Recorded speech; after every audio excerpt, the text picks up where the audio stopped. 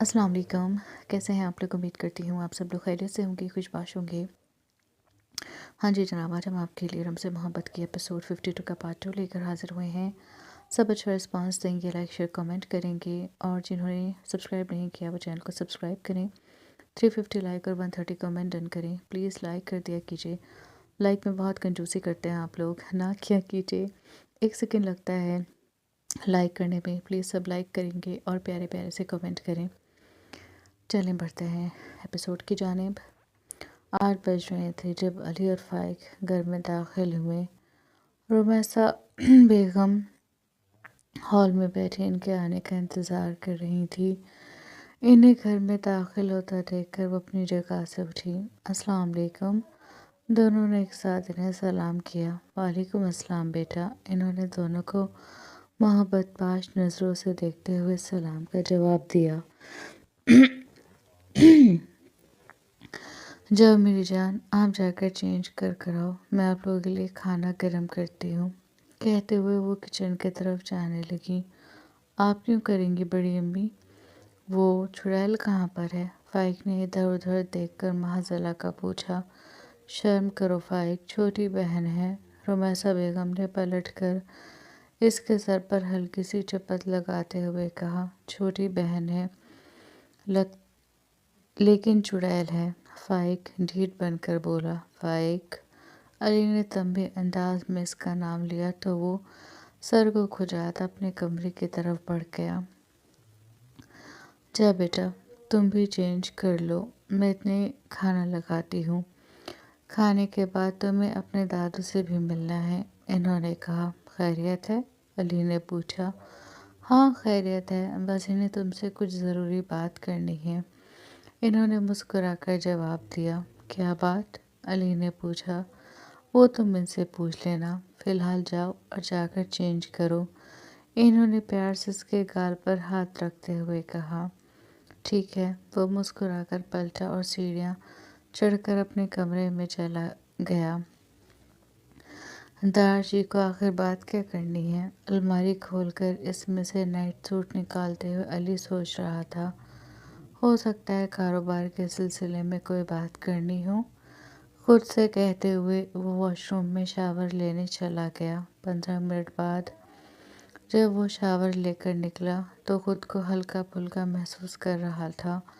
اپنے بالوں کو ہاتھوں سے جھٹکتے ہوئے ڈریسنگ مرر کے سامنے آ کر کھڑا ہو گیا۔ اس نے وائٹ کلر کا نائٹ سوٹ پہنا ہوا تھا، اس کی سرخ سفید رنگت سفید رنگ میں بڑی بھلی لگ رہی تھی۔ اس کے گیلے بال چوڑی پیشانی پر پڑے ہوئے تھے، سبز آنکھیں ہلکی سی سرخ ہو رہی تھیں۔ وہ جب بھی شاور لیتا تھا اس کی آنکھیں یوں ہی لال ہو جایا کرتی تھیں۔ ڈریسنگ مرر کے سامنے آ کر اس نے بیمبو برش سے اپنے بال سیٹ کیے اور اپنا فون اٹھا کر کمرے سے نکل گیا۔ کمرے سے نکل کر وہ ڈائننگ ہال میں آیا تھا، جہاں پہلے سے ہی فائق موجود تھا اور بڑے مزے سے کھانے سے انصاف کر رہا تھا۔ آئے آپ کا ہی انتظار تھا، آپ نہیں تھے تو میرے حلق سے نوالا نہیں اتر رہا تھا۔ فائق نے علی کو دیکھ کر اس طرح کہا جیسے وہ بیچارہ اس کے انتظار میں بھوکا بیٹھا تھا۔ تمہارے حلق سے نوالا نہیں اتر رہا تھا، جب تم آدھے سے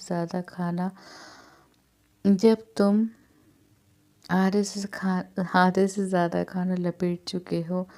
اگر حلق سے اتر رہا ہوتا تو تم تو برتن سمیت کھانا کھا جاتے۔ علی نے اس کی پلیٹ کو دیکھتے ہوئے اس پر لطیف سا طنز کیا اور اپنی کرسی کھینچ کر کرسی پر بیٹھ گیا۔ وہ تو میں کھانا ٹیسٹ کر رہا تھا کہ کیسا بنا ہے، اور ایز یوزول کھانا بہت زبردست ہے، آخر کو میری بڑی امی نے بنایا ہے۔ فائق رومیسا بیگم کو دیکھ کر انہیں شرارت سے آنکھ مارتے ہوئے بولا۔ رومیسا بیگم نے اس کی حرکت پر اسے مصنوعی گھوری سے نوازا، لیکن سامنے فائق تھا جو چکنا کھڑا ہو چکا تھا۔ کوئی کچھ بھی کہے اس پر فرق نہیں پڑتا تھا۔ علی اس کی حرکت پر نفی میں سر ہلاتا اپنے پیٹ میں کھانا اتارنے لگا۔ کھانے کے بعد رمیسہ بیگم نے ہاتھوں ہاتھ انہیں قہوہ دیا۔ میں تو اپنے کمرے میں جا کر نیٹ فلکس پر اچھی سی مووی دیکھتے ہوئے قہوہ پیوں گا، اپنے قہوے کا کپ اٹھاتے ہوئے فائق نے مزے سے کہا اور ڈائننگ ہال سے نکل گیا۔ اس کی حرکت پر علی مسکرا کر نفی میں سر ہلانے لگا۔ کیا کیس ہے یہ؟ ہنس کر اس نے اپنی ماں سے کہا، جیسا بھی یہ بہت پیارا ہے، اس کی وجہ سے گھر میں رونق رہتی ہے، ورنہ تم تو حد سے زیادہ سنجیدہ رہتے ہو۔ رمیسہ بیگم نے علی کی سنجیدگی پر طنز کرتے ہوئے کہا، سنجیدہ نہیں رہتا ہوں، بس اس کی طرح بڑبڑ نہیں کرتا۔ علی نے دفاع کیا، کوئی بات نہیں، ہمیں اس کی بڑبڑ بھی بہت پیاری ہے۔ رمیسہ بیگم نے کھانے کی پلیٹ اٹھا کر سنک میں رکھتے ہوئے کہا، آپ کی وجہ سے وہ ایسا ہو گیا ہے، تھوڑا روب میں رکھتی، تھوڑا سختی کرتی تو سیدھا رہتا۔ علی نے کرسی کی پشت سے ٹیک لگا کر ریلیکس انداز میں بیٹھتے ہوئے اپنے ہونٹوں سے کپ لگاتے ہوئے کہا، ہاں، روب میں رکھتی، سختی کرتی، تاکہ دنیا کہتی بن ماں باپ کے بچے کو ستا رہی ہیں۔ وہ بولی، خیر ایسا بھی کچھ نہیں ہے۔ علی نے کہا، ٹھیک ہے، دنیا نہ بھی کہتی تو میرا دل بچوں پر سختی کرنے کا نہیں کرتا۔ میں تم پر اور جنان پر بھی کوئی سختی نہیں، میں نے تم پر اور جنان پر بھی کوئی سختی نہیں کی، تو پھر ان دونوں معصوموں پر کیوں کرتی؟ تمہیں پتہ ہے ان کی ماں مرنے سے پہلے مجھ پر ان کی ذمہ داری سونپ کر گئی تھی۔ وہ چاہتی تو اپنے میکے میں اپنے بچوں کو چھوڑ کر چلی جاتی، جب تو ان کی ماں بھی زندہ تھی، ان کی کنواری بہنیں بھی تھیں، لیکن انہوں نے اپنے دونوں بچوں کی ذمہ داری مجھے دی۔ انہیں مجھ پر یقین ہوگا اس لیے نا، اور جو یقین انہیں مجھ پر تھا، میں وہ یقین نہیں توڑنا چاہتی۔ میں چاہتی ہوں روز قیامت جب میں ان کے سامنے ہوں تو میرا سر فخر سے بلند ہو، میں ان سے کہہ سکوں کہ دیکھو، میں نے آپ کے بچوں کو اسی طرح پالا ہے جس طرح آپ پالتی، اتنی ہی محبت دی ہے جتنی آپ دیتی۔ رمیسہ بیگم بھیگے لہجے میں کہہ رہی تھی، محبت کی بات رہنے دے موج، محبت تو آپ نے اسے مجھ سے زیادہ دی ہے۔ علی بولا، ہاں، کیونکہ وہ مجھ سے تم سے زیادہ رکھتا ہے۔ انہوں نے کچھ جتانے والے انداز میں کہا، ہاں، تبھی کام پر دھیان نہیں دیتا۔ قہوے کا آخری گھونٹ پی کر اس نے کرسی سے اٹھتے ہوئے کہا۔ رمیسہ بیگم مسکرا کر اسے دیکھنے لگی، جاؤ، اپنے دادو کے پاس جاؤ اور ان کی بات بہت دھیان سے سننا۔ اس کے ہاتھ سے کپ لیتے ہوئے انہوں نے کہا، اوکے ہوم منسٹر۔ علی نے مسکرا کر کہا اور پلٹ کر ڈائننگ ہال سے نکل کر اسحاق صاحب کے کمرے میں آ گیا۔ وہ شاید اسی کا انتظار کر رہے تھے، اسی لیے اب تک سوئے نہیں تھے۔ السلام علیکم دادو۔ کمرے میں داخل ہوتے ہی علی نے انہیں سلام کیا اور آ کر بالکل ان کے پاس بیٹھ گیا۔ وعلیکم السلام بیٹا، جیتے رہو۔ انہوں نے شفقت سے اس کے سر پر ہاتھ رکھتے ہوئے اس کے سلام کا جواب دیا۔ موج کہہ رہی تھی آپ کو مجھ سے کچھ بات کرنی تھی؟ علی نے ان کے ہاتھ کو تھامتے ہوئے کہا، ہاں، لیکن پہلے یہ بتاؤ تم نماز پڑھ چکے ہو؟ انہوں نے پوچھا، ابھی نہیں، بعد میں پڑھ لوں گا، علی نے جواب دیا۔ علی، میں تم سے پہلے بھی بہت بار کہہ چکا ہوں نماز کی پابندی عائد کر لو، لیکن تم میری بات نہیں سنتے۔ انہوں نے اسے ڈپٹتے ہوئے کہا، اچھا دادو، ٹھیک ہے، میں اب سے 5 ٹائم کی نماز پڑھا کروں گا۔ علی نے کہا، وہ دن میں 2 سے 3 نمازیں پڑھتا تھا، جبکہ باقی سب 5 وقتہ نمازیں تھیں، اور اس کی 1-2 نمازیں چھوڑنا بھی اسحاق صاحب کو پسند نہیں تھا۔ نماز قائم کرنی ہے بیٹا، اگر ہم نمازیں نہیں پڑھیں گے تو ہماری آنے والی نسلیں بھی نہیں پڑھیں گی۔ انہوں نے اسے سمجھایا، ٹھیک ہے دادو، میں اپنے کمرے میں جا کر نماز پڑھوں گا۔ علی نے انہیں دلاسا دیا۔ اب بتائیں آپ کو مجھ سے کیا بات کرنی تھی؟ اوکے ہی کر رہی تھی لکھا کہ سوری۔ وہ پھر اس ٹاپک پر آیا۔ دیکھو علی، ویسے تو مجھے پتا ہے بیٹا کہ تم نے کبھی میری کوئی بات نہیں ٹالی، ہمیشہ وہی کیا جو میں نے تم سے کرنے کے لیے کہا، اور اسی ایمان اور بھروسے کو دیکھتے ہوئے میں تم سے کوئی بات کرنے والا ہوں، تم سے یہ بات کرنے والا ہوں۔ اسحاق صاحب نے اپنی بات کی تمہید باندھنی شروع کی۔ ان کے انداز پر علی کا ماتھا ٹھنکا تھا۔ ایسی کیا بات ہے دادو جس کے لیے آپ کو تمہید باندھنی پڑ رہی ہے؟ علی نے پوچھا۔ تمہیں یاد ہے جب ہم نے جنان کرنے کا بخت سے کیا تھا تو تم کتنا غصہ ہوئے تھے، تم کتنا روئے تھے صرف اپنی بہن کے لیے، اور اس وقت تم نے مجھ سے کہا تھا کہ اگر دشمنی ختم ہی کرنی ہے تو صرف ہم ہی کیوں کریں، وہ بھی اپنی بیٹی دے کر دشمنی ختم کریں، اور اس وقت تم چاہتے تھے کہ ہم بخت کی بہن سے تمہاری شادی کر دیں۔ اسحاق صاحب نے مہینوں پہلی جذباتیات میں کہی ہوئی اس کی بات اس کے سامنے دہرائی۔ حیرت کی بات تھی، وہ چیزیں بھولنے لگے تھے لیکن اس بات کو انہوں نے یاد رکھا تھا۔ ان کی بات سن کر علی کے گلے میں گلٹی بھر کر معلوم ہوئی، اسے اپنے ارد گرد خطرے کی گھنٹی بجتی ہوئی محسوس ہوئی۔ آپ کہنا کیا چاہتے ہیں دادو؟ علی نے پوچھا۔ لہجے میں لڑکھڑاہٹ واضح تھی۔ میں یہ کہنا چاہتا ہوں بیٹا کہ تم بخت کی بہن سے شادی کر لو۔ اسحاق صاحب نے علی کی سماعتوں پر بم پھوڑ دیا۔ علی کا سانس ایک لمحے کے لیے رکا تھا، اور اگلے ہی لمحے جب اسے سانس آیا تو اسے اپنے دل میں درد محسوس ہوا۔ دادو کیا کہہ رہے ہیں آپ؟ وہ تڑپ کر بولا۔ ہاں بیٹا، میں چاہتا ہوں کہ تم… کیا نام ہے اس کا؟ انہوں نے دماغ پر زور دیتے ہوئے آنکھیں بند کی۔ ارے بتاؤ بھائی، کیا نام ہے ان کا؟ کیا نام ہے اس کا جسے تم نے بچایا ہے؟ انہوں نے علی سے کہا۔ یسریٰ۔ علی نے بڑی مشکل سے اس کا نام ادا کیا۔ ہاں یسریٰ، میں چاہتا ہوں تم اس سے شادی کر لو، انہوں نے کہا۔ لیکن کیوں؟ علی نے بمشکل پوچھا۔ کیوں سے کیا مطلب ہے بیٹا؟ تمہاری شادی کی عمر ہو گئی ہے اور تم نے خود کہا تھا اس سے شادی کرنے کے لیے، تب میں نے تمہاری بات نہیں مانی تھی، اب میں خود کہہ رہا ہوں اس سے شادی کرنے کے لیے، اسحاق صاحب نے کہا۔ علی کو لگ رہا تھا جیسے ہر بات کے ساتھ اس کے سر پر چھت گر رہی ہو۔ اس وقت وہ اپنی بہن کی وجہ سے پریشان تھا۔ اسے خوف تھا کہ بہن دشمنوں میں کیسے رہے گی، کہیں وہ لوگ اس کے ساتھ زیادتی نہ کریں۔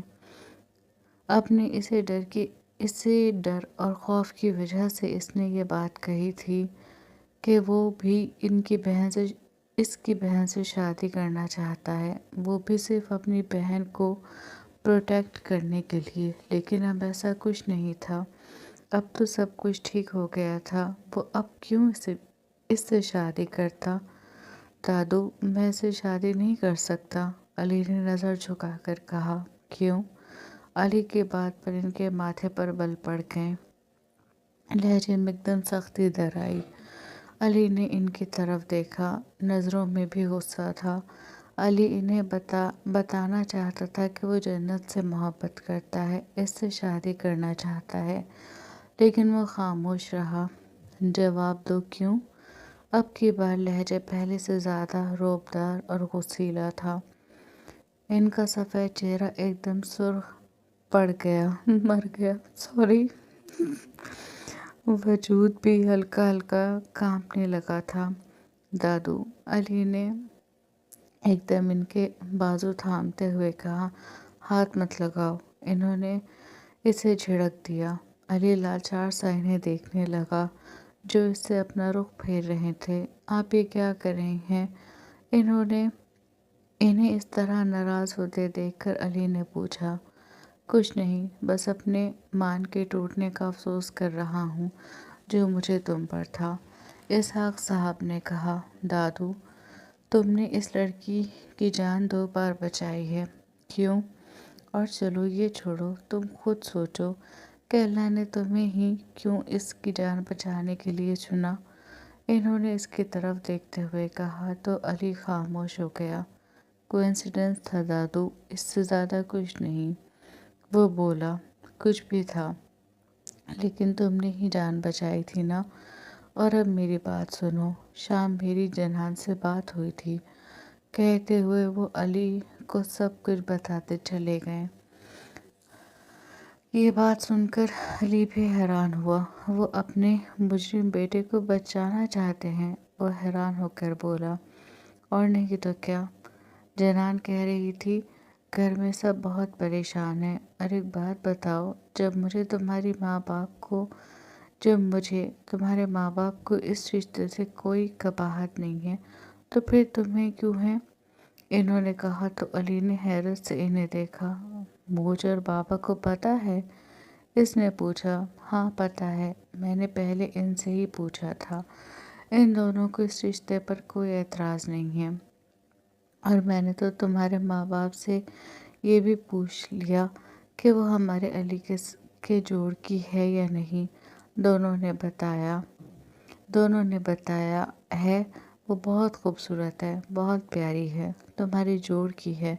پھر تمہیں کیا پریشانی ہے؟ کل تک تم اس سے شادی کرنے کے خواہاں تھے جب ہم نہیں مانے تھے، کیونکہ ہمیں نہیں لگتا تھا کہ یہ صحیح ہے، لیکن آج ہمیں لگتا ہے یہ صحیح فیصلہ ہے، اس لیے ہم تم سے شادی کے لیے کہہ رہے ہیں۔ علی ان کی بات پر پہلو بدل کر رہ گیا۔ وہ کب خواہ تھا اس سے شادی کا؟ وہ تو بس اپنی بہن کے لیے یہ سب کر رہا تھا۔ دیکھیں دادو، میں آپ کی ہر بات ماننے کو تیار ہوں، لیکن یہ بات نہیں مان سکتا۔ میں یسریٰ سے شادی نہیں کر سکتا، کیونکہ وہ کچھ کہتے کہتے چپ ہو گیا۔ کچھ بھی کہنے سے پہلے یہ سوچ لینا، جس طرح آذر کے پوتے نے میری پوتی کی عزت کی لاج رکھی تھی، آج میں اپنے پوتے سے وہی توقع کرتا ہوں کہ وہ اس کی پوتی کو اپنی عزت بنا لے گا۔ اس بچی کی عزت اور جان خطرے میں ہے۔ آج وہ صرف اپنے مجرم بیٹے کو چھڑانے کی بات کر رہے ہیں، کل کو وہ اس بچی کے ساتھ کچھ غلط کر کے ان پر دباؤ ڈال کر اسے چھڑا بھی سکتے ہیں۔ اور سب چھوڑو، تم یہی سوچ لو کہ تمہارے اس قدم سے وہاں پر تمہاری بہن کی پوزیشن مضبوط ہو جائے گی۔ انہوں نے اسے دوسری طرح قائل کرنے کی کوشش کی۔ علی سر جھکا کر خاموش بیٹھا رہا۔ اسحاق صاحب ایک ٹک سے دیکھتے رہے۔ جاؤ، چلے جاؤ یہاں سے، انہوں نے کہا۔ علی نے تڑپ کر ان کی طرف دیکھا۔ انہوں نے اس سے پہلے کبھی بھی اس سے اس طرح بات نہیں کی تھی۔ کیا ہو گیا ہے آپ کو؟ کیوں اس طرح بات کر رہے ہیں آپ؟ اگر میں اس لڑکی سے شادی نہیں کرنا چاہتا تو آپ مجھ سے اس طرح بیہیو کریں گے؟ علی ناراض ہو کر بولا، نہیں، بات اس لڑکی سے شادی کی نہیں ہے، بات تمہاری نافرمانی کی ہے، بات میرے یقین کے ٹوٹنے کی ہے۔ میں تو حیران ہوں کہ میں تمہیں کیوں نہیں پہچان پایا۔ میں نے تو بڑے بات سے، بڑے فخر سے تمہارے ماں باپ سے کہا تھا میرا علی میری بات مان جائے گا، جس طرح آذر کا پوتا اس کی بات مان گیا تھا۔ اسحاق صاحب نے بخت کا ذکر کیا۔ علی نے افسوس سے انہیں دیکھا۔ آپ مجھے اس طرح بلیک میل نہیں کر سکتے، علی کہہ کر ان کے پہلو سے اٹھ کر کمرے سے نکل گیا۔ اسحاق صاحب اپنے اکھڑ مزاج پوتے کو اس طرح ناراض ہو کر جاتا دیکھتے رہے۔ بیٹا، میں بھی تمہارا دادا ہوں، تم سے اپنی بات نہ منوا لی تو میرا نام بھی اسحاق شیر باران نہیں۔ اب سیدھی انگلی سے گھی نہیں نکلا تو انگلی ٹیڑھی کرنی پڑے گی، انہوں نے دل میں سوچا اور اپنے بیڈ کے پاس لگی انٹرکام بیل بجا دی۔ وہ بیل ان کے میل نرس کے کمرے کی تھی۔ जो इनके कमरे में ही अटैच कमरे में रहता था, वो जल्दी से उठकर इनके पास आया। कुछ काम था सर? इसने पूछा। कुछ नहीं, ज़रा मेरे फ़ोन में से आज़र का नंबर निकाल कर दो। इन्होंने अपना फ़ोन इसे थमाते हुए कहा तो इसने इनके हाथ से फ़ोन लेकर आज़र साहब का नंबर मिलाकर इन्हें दे दिया। अली इनके कमरे से बेहद गुस्से में निकला था। इसी गुस्से में अपने कमरे में दाखिल हुआ और फ़ोन पूरी कुव्वत से बेड पर फेंक दिया। सिर्फ तुम्हारी वजह से ये सब हो रहा है। तुम्हारी कसम ने मुझे बांधा हुआ है। अगर तुम मुझे कसम ना देती कि जब तक तुम अपने घर वालों से बात ना कर लो तब तक मैं अपने बड़ों से बात नहीं करूं, ना ही तुम्हारे बारे में बताऊं, तो अब तक और आज मैं अपने दादू से तुम्हारा जिक्र कर चुका होता, लेकिन तुम्हारी कसम ने मेरे लबों पर कुफल लगाया हुआ है। तुमने मुझे बांधा हुआ है। वो अपने दोनों हाथों में अपने बालों को जकड़े कमरे में इधर उधर घूम रहा था। गुस्सा था कि कम ही नहीं हो रहा था। युसरा, नहीं, कभी नहीं, इसने झुरझुरी लेते हुए सोचा। वो जन्नत की जगह किसी को भी नहीं देख सकता था। इसने पलटकर बेड पर पड़े अपने फ़ोन को देखा और आगे बढ़कर फ़ोन उठाकर जन्नत को मिला दिया। दूसरी बेल पर जन्नत ने फ़ोन उठा लिया। कैसे हैं आप? फ़ोन उठाते ही इसने पूछा। बिल्कुल ठीक नहीं हूँ, और ये सब तुम्हारी वजह से। अली ने एक एक लफ्ज़ चबाकर कहा। क्या क्या हो गया है अली? क्या कह रहे हैं आप? जन्नत ने हंसकर पूछा। जन्नत प्लीज़, मैं सीरियस हूँ। अली की संजीदा आवाज़ पर जन्नत की हंसी थम गई। क्या हो गया अली? अब की बार वो भी संजीदा हुई। तुम अपने घर कब बात कर रही हो? पहले बहुत वक्त हो गया है जन्नत। मुझे नहीं लगता अब हमें और इंतज़ार करना चाहिए, अली ने कहा। आपको पता है ना अली, मेरे घर की हालत। माँ बाप होते तो मैं अब तक बात कर चुकी होती। खाली भाई भी होते तो भी मैं बात कर लेती, लेकिन सारा मसला भाभीयों का है। आपको पता है ना मेरी भाभियाँ कैसी हैं। मुझे इनसे डर लगता है, जन्नत ने धीमे लहजे में कहा। देखो जन्नत, डरने की ज़रूरत नहीं है। तुम सिर्फ अपने घर में ये बताओ कि मेरे घर वाले तुम्हारे घर मेरा प्रपोज़ल लेकर आ रहे हैं। वो बस मेरा प्रपोज़ल एक्सेप्ट कर लें। और सुनो, इनसे कहो कि वो इस बात के लिए परेशान ना हो कि तुम्हारी शादी कैसे होगी। मैं सादा निकाह करके तुम्हें अपने घर ले आऊँगा। इसकी बात पर जन्नत की आंखों में आंसू आ गए। वो बिना कहे इसकी परेशानी समझ गया था। माँ बाप ना हो तो बेटियाँ कई बार अपने भाइयों पर भी बोझ बन जाती हैं। जन्नत भी इनके भाइयों पर बोझ बनी हुई थी। तुम सुन रही हो ना मेरी बात? अली ने इसकी तवील खामोशी पर पूछा। जी, इसने कहा। तो बताओ कब कर रही हो बात? अली ने पूछा। बहुत जल्द। लेकिन आप एक बात बताएं, आप इतने नाराज़ क्यों हुए? जन्नत ने पूछा। तो अली ने इसे सब बता दिया। क्या? इसे हैरत का शदीद झटका लगा। जी, और ये सब तुम्हारी वजह से। ना तो खुद तुमने अपने घर बात की, ना ही मुझे करने की इजाज़त दी। अली ने कुछ नाराज़गी से कहा। आपने क्या जवाब दिया? जन्नत इसकी नाराज़गी की परवाह किए बगैर बोली। मैंने मना कर दिया है। मैं तुम्हारे अलावा किसी और से शादी कर सकता हूँ। अली ने अपने दाएं हाथ से अपने बालों को पीछे की तरफ सेट करते हुए कहा। नहीं। जन्नत ने बड़े मान से कहा। हाँ, तो बस अब तुम अपने घर वालों से बात करो ताकि मैं अपने घर वालों से बात करूं और इनका दिमाग इस तरफ से हटाऊं। علی نے کہا، ٹھیک ہے، میں جلد سے جلد بات کروں گی۔ جنت نے کہا۔ پھر دونوں کچھ دیر اور باتیں کرتے رہیں۔ کچھ دیر باتیں کر کے علی نے فون رکھا اور نماز پڑھنے چلا گیا۔ خیریت ہے اسحاق، اس وقت کیسے فون کیا؟ آذر صاحب نے اسحاق صاحب کا نمبر دیکھ کر فون اٹھایا اور اٹھاتے ہی ان سے پوچھا، ہاں میں ٹھیک ہوں، تم بتاؤ تم کیسے ہو؟ تمہارا بیٹا کیسا ہے؟ اسحاق صاحب نے پوچھا۔ میں بھی ٹھیک ہوں اور میرا بیٹا بھی ٹھیک ہے، انہوں نے جواب دیا۔ پھر وہ لوگ کچھ دیر ادھر ادھر کی باتیں کرتے رہے۔ آذر، مجھے تم سے کچھ بات کرنی تھی۔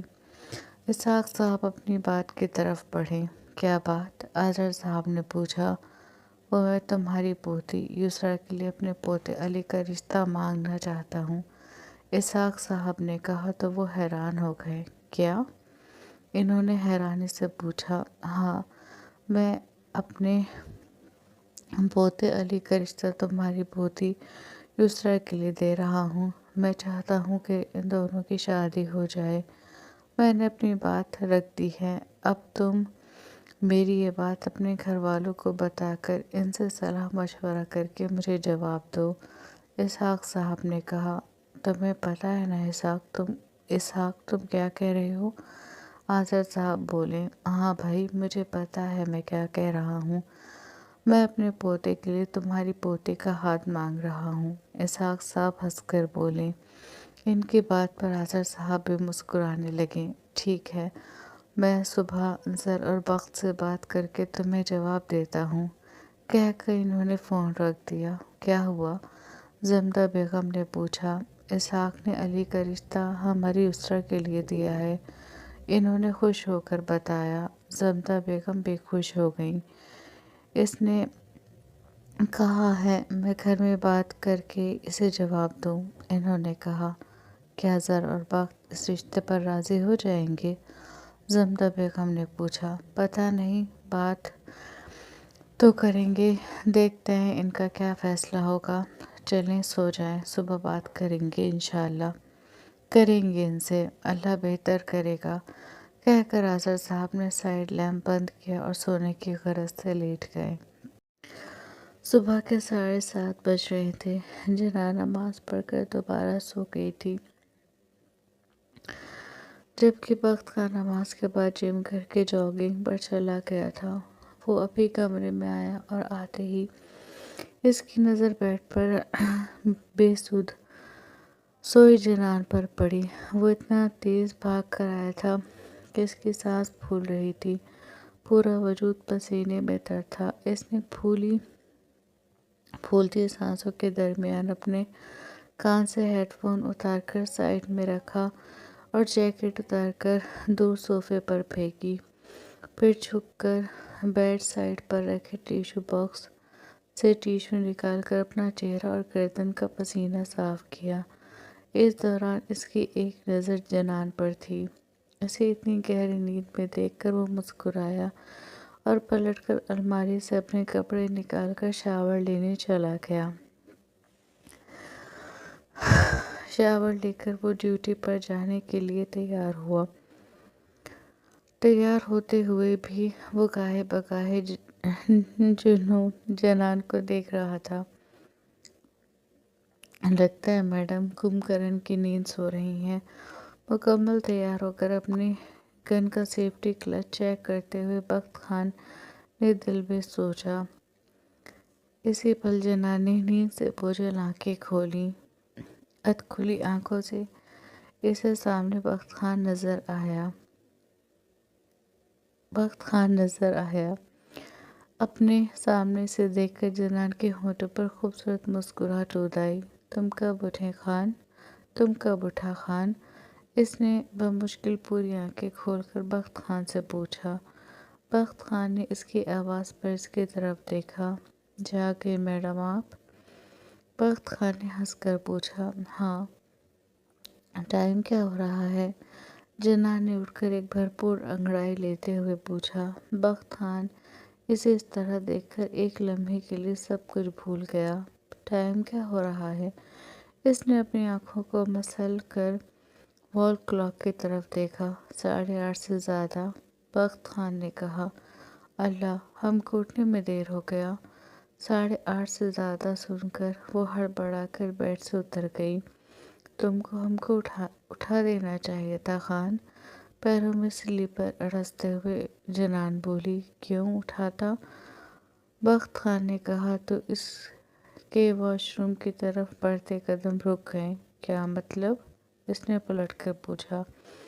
मतलब तुम्हें खुद फिक्र होनी चाहिए। तुम्हारे शौहर को ड्यूटी पर जाना है और तुम मज़े से सो रही हो। बख्त खान ने गर्दन तिरछी करके इसकी तरफ देखते हुए कहा, आज इतना देर हो गया। रोज़ तो हम तुमसे पहले उठ जाता है, वो मिनमिनाते हुए बोली। उठती नहीं हूँ, उठाता हूँ मैं। और आज इसलिए नहीं उठाया कि मैं देखना चाहता था कि देखूँ मेरी बीवी को अपनी जिम्मेदारियों का कितना एहसास है, कि इसका शौहर ड्यूटी पर जाने वाला है, उठकर इसकी मदद करें। लेकिन वो तो तुम जब करती, जब तुम अपने शौहर से मोहब्बत करती। बख्त खान अपनी मुस्कुराहट छुपाते हुए बोला, क्योंकि इसकी बात पर जनान का मुंह उतर गया था। हम अपना सारा जिम्मेदारी निभाता है खान। वो आगे बढ़कर इसके पास आकर बोली। बख्त खान ने इसकी सफाई देने पर इसकी तरफ देखा। इसने जिम्मेदारी की बात की लेकिन मोहब्बत की नहीं। बख्त खान ने नासमझी से इसे देखा। तुम अपनी सारी जिम्मेदारियां निभाती हो? बख्त खान ने आंखें छोटी कर कर पूछा। और नहीं तो क्या? नहीं निभाता? वो मासूमियत से इसके सामने आकर बोली। मैंने दूसरी बात भी की थी। बख्त खान ने कहा, कौन सी? इसने मासूमियत से पूछा। मैंने मोहब्बत की भी बात की थी, लेकिन शायद तुमने इस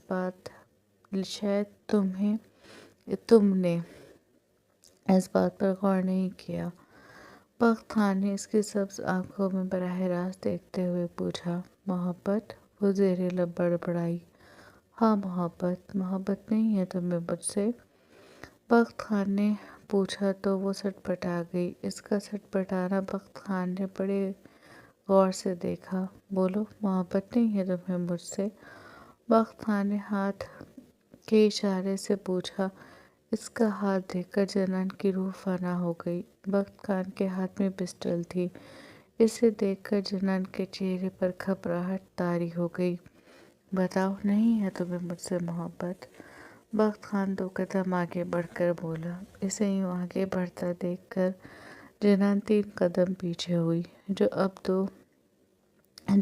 दो मेरी बात का। जनान। बख्त खान, नहीं है तुम्हें मुझसे मोहब्बत? इसकी घबराहट से मज़े लेते बख्त खान इसकी तरफ बढ़ रहा था और वो इसके हाथ में पिस्टल देखकर खौफ से पीछे होती जा रही थी।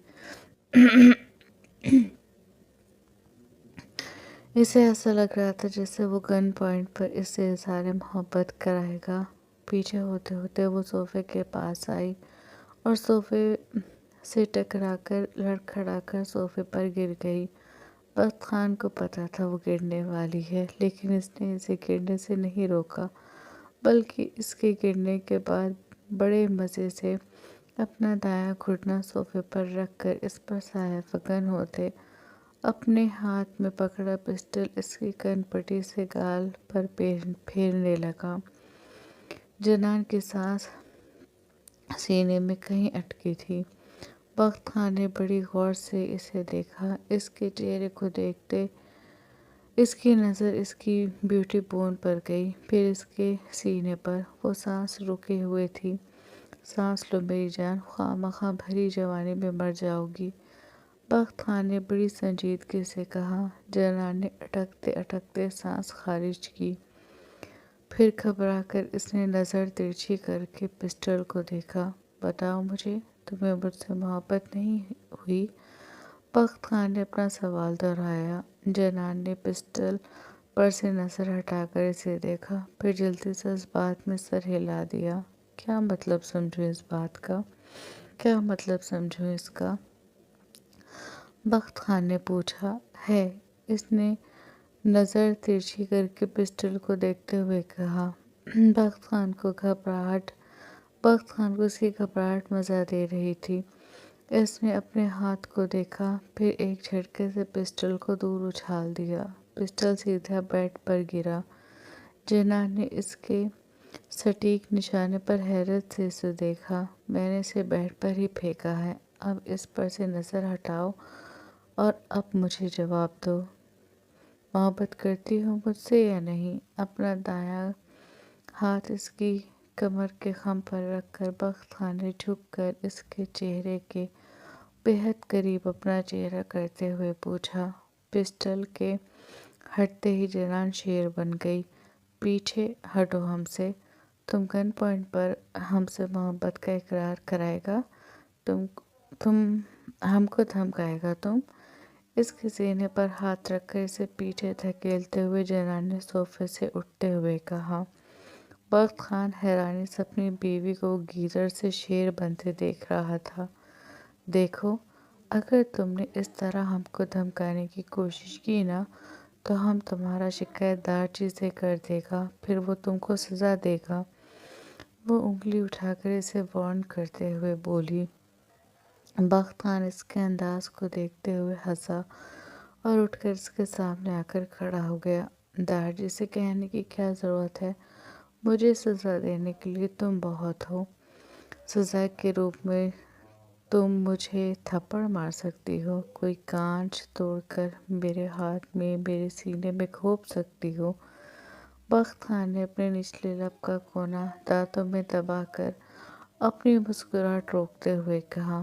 جنان کچھ شرمندہ ہوئی۔ اگر تم کو لگتا ہے کہ تم اس طرح کی بات کر کے ہم کو شرمندہ کر سکتا ہے تو ہم شرمندہ ہونے والا نہیں ہیں۔ شرمندہ ہونے کے باوجود وہ بڑے اکڑ کر بولی۔ میں کب تمہیں شرمندہ کر رہا ہوں؟ میں تو بتا رہا ہوں کہ میری بیوی میں اتنی ہمت ہے کہ وہ خود ہی بدلہ لے سکتی ہے۔ بخت خان اس کے نازک سے وجود کو بڑی گہری نظروں سے دیکھتا ہوا بولا۔ اس نے سلک کا نائٹ سوٹ پہنا ہوا تھا جس میں اس کے وجود کے حد و حال نمایاں ہو رہے تھے۔ بکھرے سنہرے بال، گلابی آنکھیں، وہ اس وقت بخت خان کا ایمان ڈگمگا رہی تھی۔ کیا ہوا؟ اس طرح کیوں دیکھ رہا ہے تم ہمیں؟ جنان نے اس کی گہری نظروں کی تپش اپنے وجود پر محسوس کرتے ہوئے کہا۔ بخت خان کی نظر اور گہری ہوئی اور اتنی ہی گہری اس کی مسکراہٹ۔ کیا ہو گیا ہے تم کو؟ ہٹو ہمارے سامنے سے، ہم کو شاور لینا ہے۔ اس کے بازو پر ہاتھ رکھ کر جنان نے کہا اور سائڈ سے ہو کر گزرنے لگی۔ ساتھ میں شاور لیتے ہیں، بخت خان نے اس کی کلائی پکڑ کر کہا۔ جنان کے جسم کا پورا خون بخت کی بات پر چہرے پر سمٹ آیا۔ اس نے پلٹ کر بخت خان کو دیکھا۔ اسی لمحے بڑی آہستہ سے بخت خان نے اپنا رخ پھیرا۔ اچھا خیال ہے نا؟ بخت خان نے دائیں آنکھ ونک کر کے پوچھا۔ نہیں، اس نے نفی میں سر ہلا دیا۔ مطلب بہت اچھا ہے۔ اس کے انکار کو اپنی مرضی کی بات سے جوڑتا وہ مسکرایا۔ نہیں، بالکل اچھا خیال نہیں ہے۔ اپنی کلائی چھڑانے کی کوشش کرتے جنان نے کہا۔ تمہارے لیے نہیں ہوگا، میرے لیے تو ہے۔ کہتے ہوئے اگلے ہی لمحے بخت خان جھکا اور اس کی ٹانگوں کو پکڑ کر ایک دم اسے اٹھا کر اپنے کندھوں پر ڈال کر واش روم کی طرف بڑھ گیا۔ خان تم پاگل ہو گیا ہے؟ اس نے بخت خان کی چوڑی پشت پر مکے برساتے ہوئے پوچھا۔ ہاں، پاگل ہو گیا ہوں۔ میری بیوی مجھ سے محبت نہیں کرتی، اس غم نے مجھے پاگل کر دیا ہے۔ بخت خان ہنستے ہوئے بولا۔ خان پاگل پن مت کرو، تم شاور لے چکا ہے اور ڈیوٹی پر جانے کے لیے بالکل تیار ہے۔ جنان بولی۔ میرے پاس 3 اور یونیفارم ہیں، تم میری فکر مت کرو۔ کہتے ہوئے بخت خان نے واش روم کا دروازہ کھولا اور اندر آ کر دروازے کو لاک کر لیا۔ اور جنان کو ایک جھٹکے سے فلپ کرتے اپنی گود میں لیا، پھر مسکرا کر اس کے ناک پر اپنے لب رکھ کر اسے زمین پر کھڑا کر دیا۔ جنان کھڑے ہوتے ہی اس سے 2 قدم پیچھے ہوئی اور سائیڈ سے ہو کر دروازے کی طرف لپکی، لیکن بخت خان نے اس کی نازک کمر میں ہاتھ ڈال کر اس کے منصوبے کو ناکام بنا دیا۔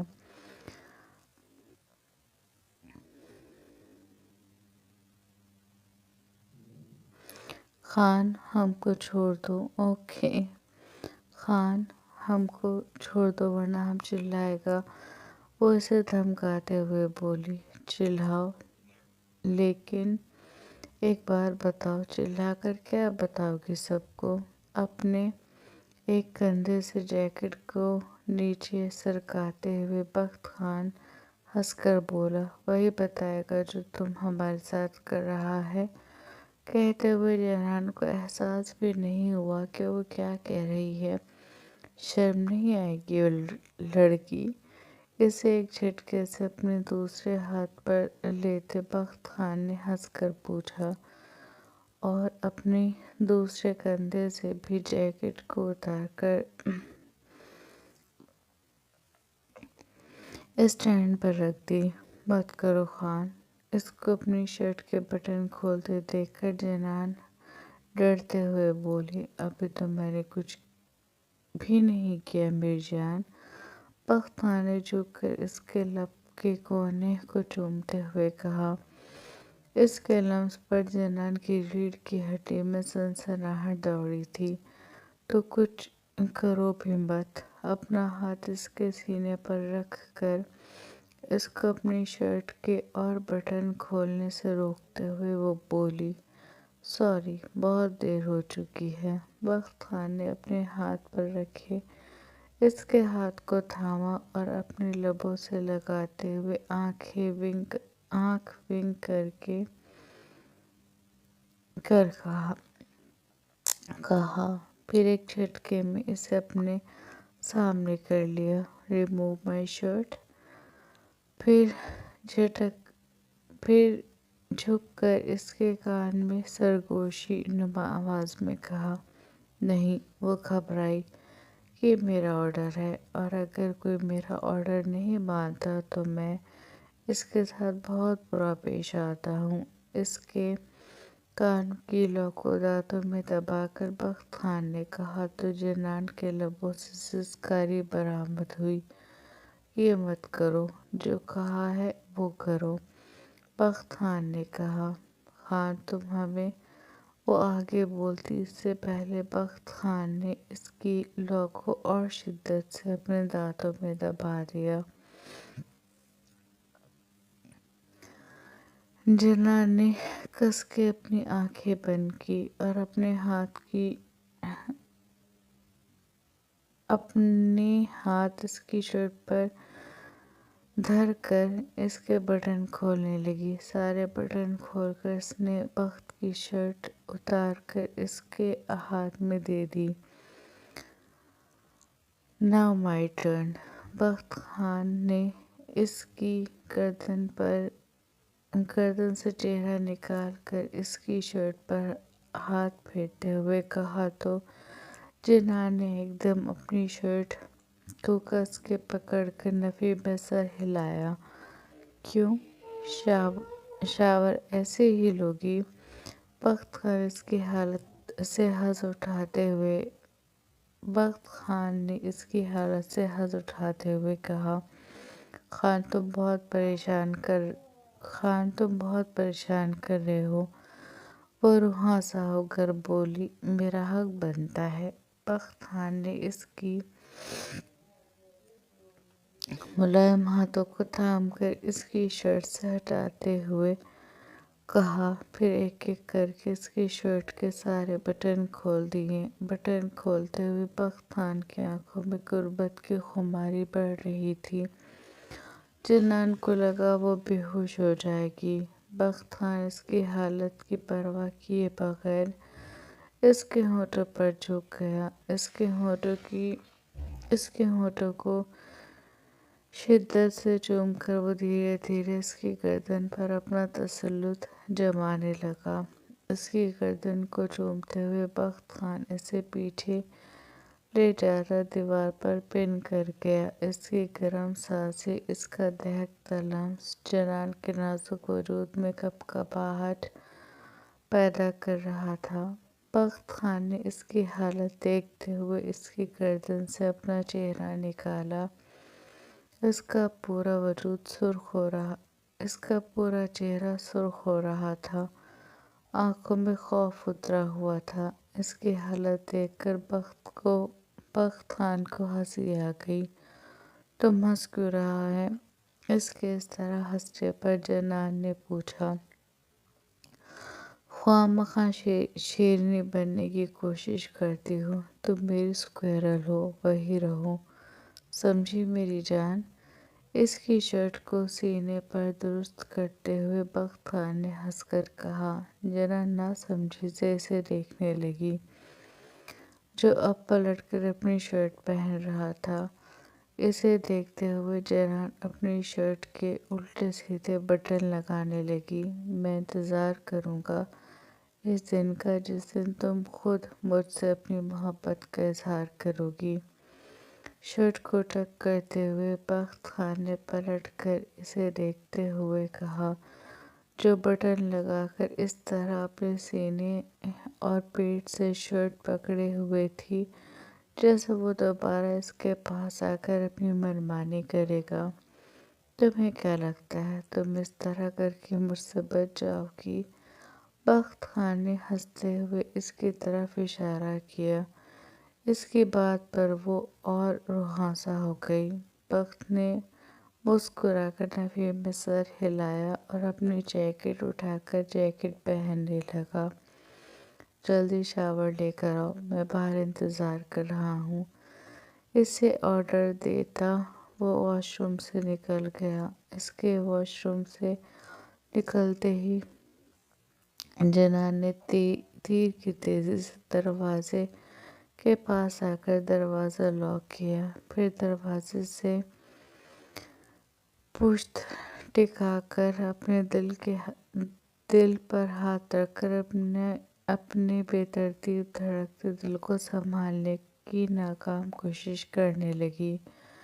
خان کی حرکتوں پر ایک دن ہم کو ہارٹ اٹیک آ جائے گا، اس نے دل کے مقام کو مسلتے ہوئے کہا اور آئینے کے سامنے آ کر اپنا برش اٹھا لیا۔ 10 منٹ بعد وہ شاور لے کر واش روم سے نکلی اور بنا اسے دیکھے ڈریسنگ روم میں چلی گئی، پھر 10 منٹ بعد اس کے سامنے تھی۔ بخت خان نے گہری نظر اس پر ڈالی اور پھر اس کا ہاتھ تھام کر کمرے سے نکل گیا۔ وہ بریک فاسٹ کر رہے تھے جب صغیرہ بوا نے انہیں آ کر بتایا کہ دارجی ان دنوں زر بی بی بخت خان اور جنان کو اپنے کمرے میں بلا رہے ہیں۔ وہ بتا کر چلی گئی۔ ان کی بات پر ان تینوں نے ایک دوسرے کو دیکھا، پھر بریک فاسٹ کر کے وہ تینوں ان کے کمرے میں آ گئے۔ کچھ کام تھا دارجی؟ زر بی بی نے ان کے پاس آتے ہوئے پوچھا۔ جی آپ بیٹھیں یہاں۔ انہوں نے اپنے برابر والی کرسی پر انہیں بیٹھنے کا اشارہ کیا۔ زر بی بی کرسی پر بیٹھ گئیں جبکہ جنان بیٹھ گئی کنارے پر اور بخت خان کھڑا رہا۔ کیا بات ہے؟ انہوں نے پوچھا اور پھر جو اظہر صاحب نے انہیں بات بتائی وہ ان تینوں کو شوق کی کیفیت میں ڈال گئی۔ جاری ہے۔ سب اچھا رسپانس دیں گے، لائک شیئر کمنٹ کریں گے اور جنہوں نے سبسکرائب نہیں کیا وہ چینل کو سبسکرائب کریں۔ سبسکرائبرز بہت کم ہوتے جا رہے ہیں اور آپ لوگ کو لائک اور کمنٹ پہ بہت کنجوسی کر رہے ہیں، پلیز ایسا مت کریں۔ جو ٹارگیٹ دیتی ہوں اسے پورا کر دیا کریں، اتنا بڑا نہیں ہوتا کہ آپ لوگ پورا نہ کر سکیں۔ پلیز سب ٹارگیٹ کو پورا کریں گے۔ ملتے ہیں نیکسٹ قسط میں۔ اپنا دھیان رکھیے گا، اپنوں کا دھیان رکھیے گا۔ اللہ حافظ۔